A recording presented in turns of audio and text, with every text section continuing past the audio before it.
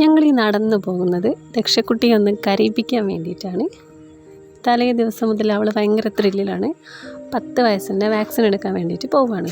അപ്പോൾ അവിടെ മദ്രസയിൽ വെച്ചിട്ടായിരുന്നു, ഹെൽത്ത് സെൻ്ററിൽ നിന്ന് അവർ നേരിട്ട് വരികയാണ് ചെയ്യുന്നത്. അപ്പോൾ അവിടെ കുറച്ച് അത്യാവശ്യം തിരക്കുണ്ടായിരുന്നു. അപ്പോൾ അവൾ തലേ ദിവസം തന്നെ പറയുന്നുണ്ടായിരുന്നു ഇഞ്ചക്ഷൻ വെക്കുന്ന അവൾക്ക് ഇഷ്ടമാണ്, നല്ല ത്രില്ലിലാണ് എന്നൊക്കെ.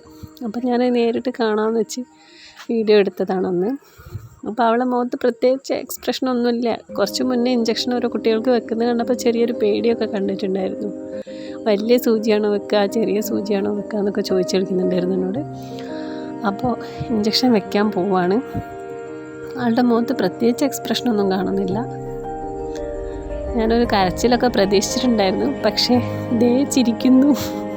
ഇഞ്ചക്ഷൻ വെച്ചാൽ ചിരിക്കുന്ന കുട്ടിയാണ് അവൾ. 5-ാം വയസ്സിൽ ഇഞ്ചക്ഷൻ വെച്ചപ്പോഴും ആൾ ചിരിച്ച് തുള്ളിച്ചാടിയാണ് വന്നത്. അപ്പോൾ ഇതിലും ഇപ്പോൾ അതാ ചിരിച്ച് ഹാപ്പി ആയിട്ടാണ് വരുന്നത്.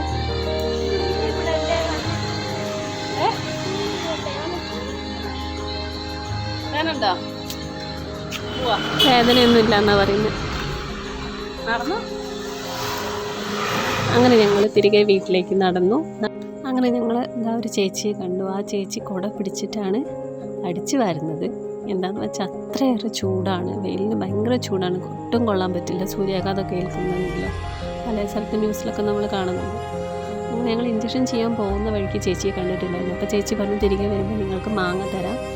അങ്ങനെ എന്താണെന്ന് വെച്ചാൽ ഒരുപാട് മാങ്ങ വീണ് പോകുന്നുണ്ട്, വെറുതെ അടിച്ച് വാരി കളയാണെന്ന് പറഞ്ഞു.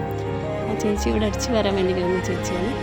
അപ്പോൾ ആ ചേച്ചി കൈ കൊണ്ട് എത്തുന്ന സ്ഥലത്തു നിന്നുള്ള 2 മാങ്ങ ഞങ്ങൾക്ക് പറിച്ചു തന്നു. പിന്നെ ഞങ്ങൾക്ക് കയ്യിൽ കൊണ്ടുപോകാനേ കഴിയുള്ളൂ. ഞങ്ങൾ കവറൊന്നും എടുത്തിട്ടുണ്ടായിരുന്നില്ല, ഇഞ്ചക്ഷൻ ചെയ്യാൻ പോയതാണല്ലോ. അങ്ങനെ വേറൊരു സൈഡിൽ നാട്ടുമാങ്ങ ഉണ്ട്, അതിൽ കുറച്ചൊന്ന് പഴുക്കാനായതും തന്നു. ഇഞ്ചക്ഷനും വെച്ചു, മാങ്ങയും കിട്ടി. ഞങ്ങൾ ഹാപ്പിയായി. നിങ്ങൾ ഹാപ്പിയെങ്കിൽ ലൈക്ക് ചെയ്യണേ.